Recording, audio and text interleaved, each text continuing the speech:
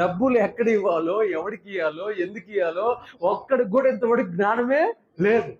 ఇప్పుడు ఇంకొక దరిద్రపు నాయాలు వచ్చారు, మీకు చెబుతున్నా. దశమ భాగాలు ఎందుకు ఇస్తున్నారు? దశమ భాగాలు పాత నిబంధనలో ఉంది, అవి ఇవ్వకూడదు. వాడు వాడు యూట్యూబ్లో 10,000 మంది వ్యూవర్స్ రానంతసేపు వాడు బతికింది దేని మీద? చెప్పు జాన్ పీటర్, దేని మీద? అదే దశమ భాగాల మీద. వాడికి ఎప్పుడైతే యూట్యూబ్లో ఇన్కమ్ రావడం స్టార్ట్ అయిందో అప్పుడు దేని గురించి చెబుతున్నాడు? దశమ భాగాలు ఇవ్వాల్సిన అవసరం లేదండి. మరి వాడు యూట్యూబ్లో రానంతసేపు ఎక్కడున్నాడు? ఎవడు భాగాల మీద బతికిండోడు? వాడు ప్యాంటు షర్ట్ వేసుకుంది ఎవరు? వాడు యాంప్లిఫైర్ కొన్నది ఎవరిది? వాడు మైక్ కొన్నది ఎవరిది?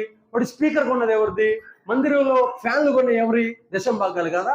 అప్పుడు దాకా దశమ భాగాల గురించి స్టేట్మెంట్ ఇవ్వలేదా? ఎప్పుడైతే ఒక కారు కొన్నావో, ఎప్పుడైతే ఒక స్థాయికి వచ్చావో, 10,000 మంది ఫాలోవర్స్ ఎప్పుడైతే పెరిగావో అప్పుడు ఎవరిని టార్గెట్ చేస్తున్నావు? వేరే చిన్న చిన్న సంఘాలను కూల్చడం ప్రారంభించావు. అర్థమవుతుందా కుట్ర? వాడు బతకటానికి పైకి వచ్చేటప్పుడు వాడికి దశమ భాగం అవసరం. వాడు పైకి వచ్చిన తర్వాత ఇక దశమ భాగాల గురించి బోధ వ్యతిరేకం చేస్తాడు. ఆలోచించండి ప్రియ దేవుని బిడ్డలారా, దశమ భాగం కంపల్సరీగా ఇవ్వాలనేది బైబిల్ రూల్. దాన్ని తీసుకోకూడదని ఎక్కడ దేవుడు దానికి సంబంధించిన చెడ్డ వార్త రాశాడా?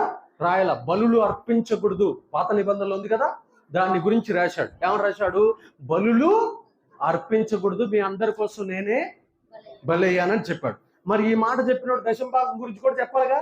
దేవుడు తిక్కలోడా? కాదు కదా. దశమ భాగాలు మీరు అర్పించకూడదు అని చెప్పొచ్చు కదా. మరి ఎందుకు చెప్పలా అంటే అది కంటిన్యూ. అదేమవుతుంది? అంతకు వరకు కంటిన్యూ అవుతుందని అర్థం. ఈ విషయాన్ని మీరు గ్రహించాలని కోరుకుంటూ దేవుడి మాటలను దీవించి స్థిరపరచును గాక.